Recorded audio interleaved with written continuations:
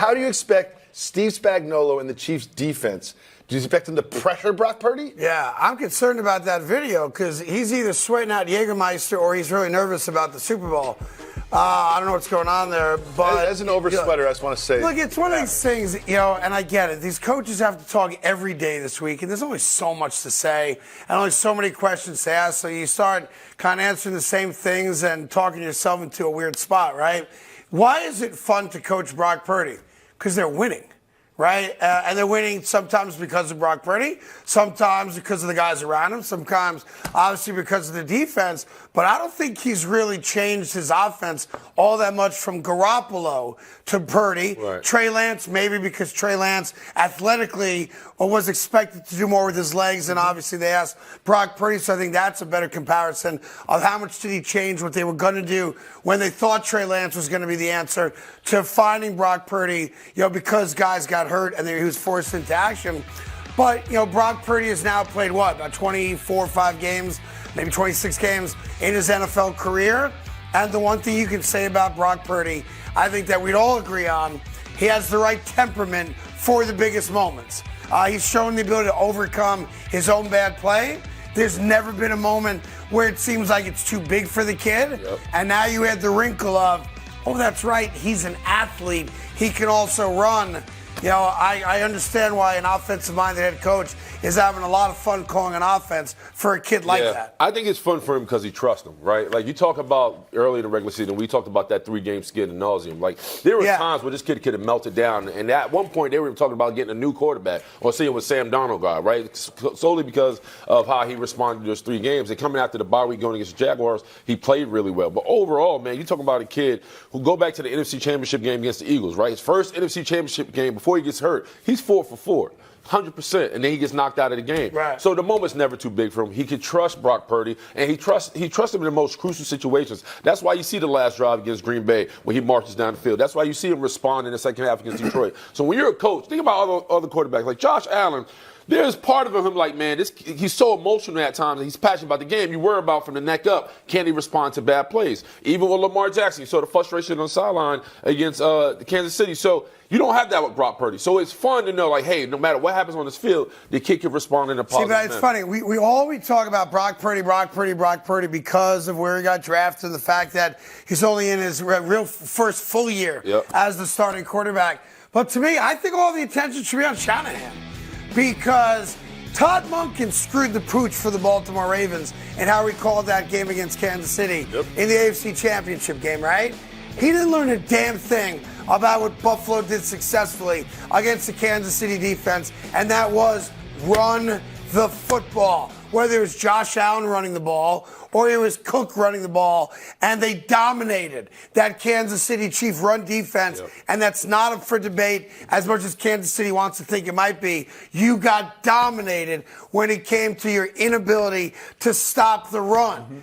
San Francisco has arguably the best running back and most versatile running back in the NFL in Christian McCaffrey, and now a quarterback who at least you have to have in the back of your mind could be a threat to run. It's obviously not the focus of their offense. He's not going to run the ball 10 times in this game. He's going to run out of necessity, more out of planning. I think we can agree on that. But if I'm San Francisco, if I'm Shanahan, and we're all going to criticize Shanahan when he was the coordinator for Atlanta and how he called the second half of the Super Bowl in the 28-3 game against New England. And rightfully so, we're going to talk about Shanahan, obviously a couple years ago, blowing the 10-point lead in the fourth quarter to the same Kansas City Chief team. This is an opportunity for Shanahan to get that monkey off his back and prove to everybody that the Super Bowl is not too big a game for him. It was for Todd Monken. It was for him 4 years ago. It was for him against New England. Call the right offense, and I think you have an easy Sunday afternoon, and you will beat the Kansas City Chiefs.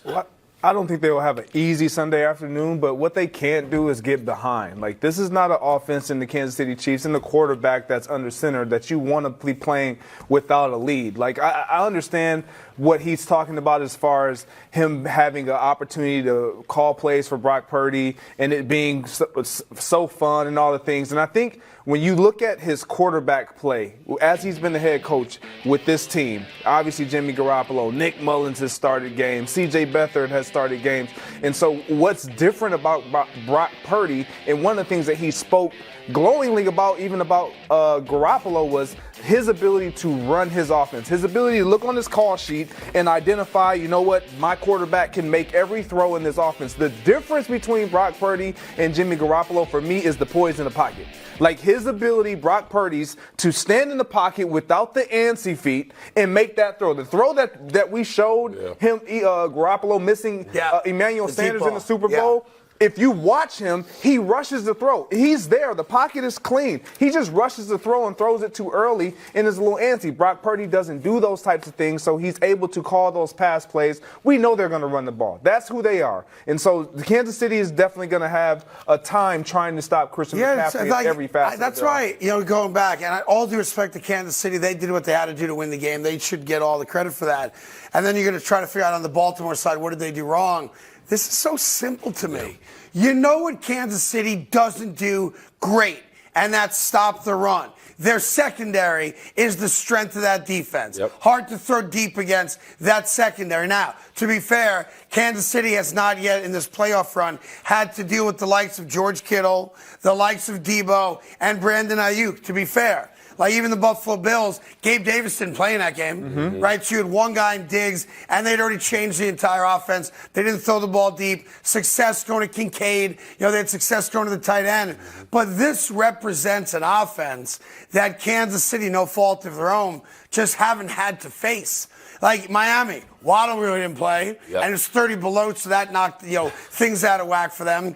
And in Baltimore, like I said, Todd Monken got crazy and how he called the game.